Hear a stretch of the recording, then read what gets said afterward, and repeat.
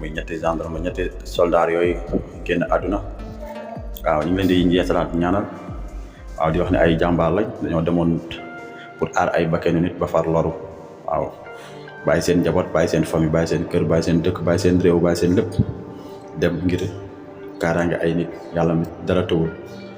mu dogal ñu jóge fa di wax ni état bi na leen taxaw seen i njaboot taxaw ñi fi bàyyi rek ba nga xam ni donte bakkan kenn mënu koo fay sax mais li war ak ñoom ndax mission lañ demoon li war ak ñoom ñu jox leen ko ba mat waaw beneen bi stop muy dégg nañ appel bi jeex na di ñaan lépp lu fa waaye ñaan rek yàlla na ko yàlla nangu mais dégg nañ fan yi discours yi di woote jàmm wala nañ respecté kilifa diine yi c'est normal il faut ñu respecté kilifa diine yi bu baax mais à chaque fois ñu leen di fàttali Macky Sall moo njëkk a manqué de respecté kilifa diine yi parce que bu leen fàttali Macky Sall bi fi doog a falu oto yi laay wàddu mayoon kilifa diine yu bari Macky Sall da koo nangu ak passeport diplomatique yi di jàpp sax yenn kilifa diine yi ba tëj leen kon ba pare mu wax benn discours muy kilifa diine yi ay citoyen simple lañ kon kooku noonu wekkul kilifa diine yi beneen bi stop moom tamit moo comme ni mu ko waxee woon rek moo fekk kuy saaga kilifa diine mu jël ko taf ko si wetam kon nag kooku noonu dañ ko xoolaat en même temps tamit bu ñu bëggee jël wax ji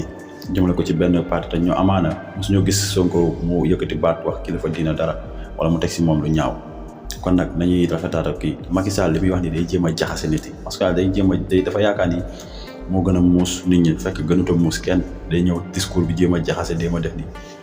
dañu wax leen yéen ñuy wax jàmm wax leen Macky Sall mu bàyyi leader yi jàmbur yi muy jàpp di tëj ku ànd ak moom mu teg la fitna bu am kii loolu rek moo fi indi pëccaxoo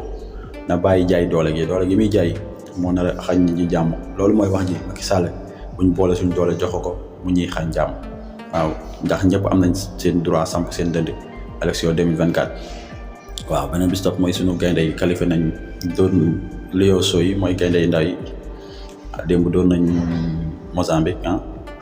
ba qualifié yàlla na yàlla may jël ko bi rek di ñaan yàlla musal ñu seetkat yi rek di wax ni di ngi jégalu ci kàddu yi lépp lu ñu fi wax rek